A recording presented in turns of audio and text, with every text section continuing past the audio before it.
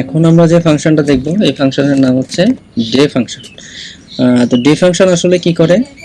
Day function হচ্ছে যে কোনো একটা ইনফরমেশন কোনো একটা ডেট যদি এমন দেওয়া হয় যে 2023 সাল 6 মাস 3রা জুন এরকম যদি ডেট একটা দেওয়া থাকে, তো সেইখান থেকে সে ডেটা নিয়ে নেয়, শুধুমাত্র ডেটা নিয়ে নেয় এবং সে নিউ একটা নাম্বারে ওইটা দেখায় যে এটা 3, আজকে 3রা জুন, তাহলে এখানে উত্তরটা হবে জাস্ট 3।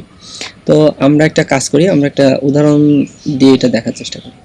তো উদাহরণটা কেমন, যে আমরা এখন থেকে আরো একটা ছোট ছোট কাজ করব, সেটা হচ্ছে যে আমরা যে ডেট ফাংশন, ডেট ভ্যালু, তারপর এখানে ডেটেডিভ, এই ধরনের যে ছোট ছোট যে ফাংশনগুলো আমরা অলরেডি শিখে ফেলছি, তো সেই ফাংশনগুলো এখন থেকে অ্যাপ্লাই করার ট্রাই করব।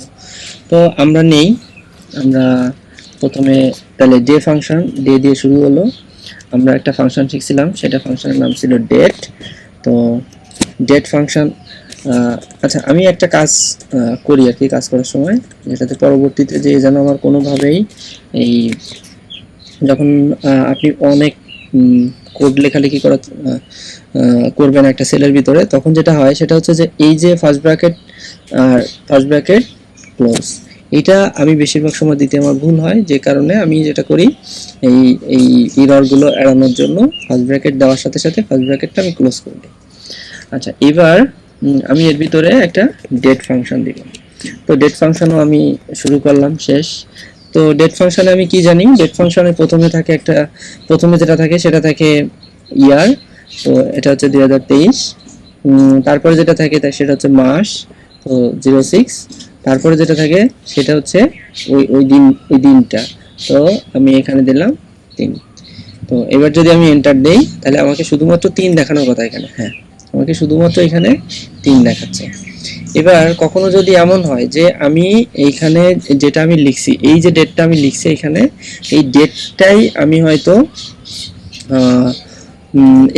এই পাশের দিকে আমি লিখে রাখছি, সেটা কেমন, সরি, আমি এখানে লিখলাম যে 06/03/23, এই যে এই ডেটটা লেখা আছে, আমার এখান থেকে শুধুমাত্র আমার দিনটা লাগবে। তখন আমরা কি দিব, আমরা ডে ফাংশন শুরু দিয়ে এটা নিয়ে আসলাম, ফাংশন শেষ, আমাকে আবার কিন্তু 3 দেখাবে। এবার আমি ডেট ভ্যালু যখন আমি দেখাইছিলাম, ডেট ভ্যালু দেখানোর সময় আমি একটা কথা বলছিলাম যে এইটাকে যদি আমি কখনো এমন হয় যে আমি ইমিডিয়েট পরে একটা নতুন ডেট নিলাম, এটা একটা নতুন ডেট, তো এইটা ডেট হিসাবে আছে, কিন্তু যদি আমি এটাকে নাম্বারে কনভার্ট করি তখন কিন্তু এরকম দেখাবে না। জাস্ট আমি এটাকে নাম্বারে কনভার্ট করে দিলাম। নাম্বারে কনভার্ট করে দেওয়ার পর এবার এই নাম্বার থেকে যদি আমার মনে হয় যে আমি শুধু ডেটা নিতে চাচ্ছি, তখন আমি কি করব, সেই আগের মতো ডে ফাংশনটা নিব, ডে ফাংশনের থেকে আমি এটা সিলেক্ট করে দিব, দেওয়ার পর আবার এন্টার দিব, আমাকে দেখাবে 4। তার কারণ কি, এটা হচ্ছে ছিল জুন মাসের, এটা ছিল 3 তারিখ, আমি যেহেতু ইমিডিয়েট পরে টান দিছিলাম, তো এটা হচ্ছে জুন মাসের 4 তারিখ। এটা একটু ক্লিয়ার হওয়ার জন্য আমরা একটা কাজ করি, আমরা এখানে যাই, এটাকে আমরা ডেট ফরম্যাটে নিয়ে যাই, এটা হচ্ছে 4 জুন, ঠিক আছে। তো এইভাবে লেখা যায়।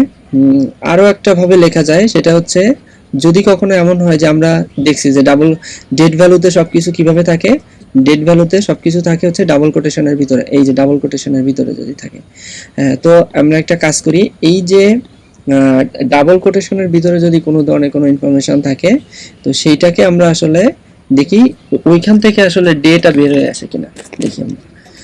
ডাবল কোটেশনের ভিতরে থাকা মানে স্ট্রিং, তো স্ট্রিং যদি ডেট ফরম্যাটে থাকে সেইখান থেকে আমরা আমাদের ডেটা নিয়ে আসতে পারি কিনা। তো 06/03/23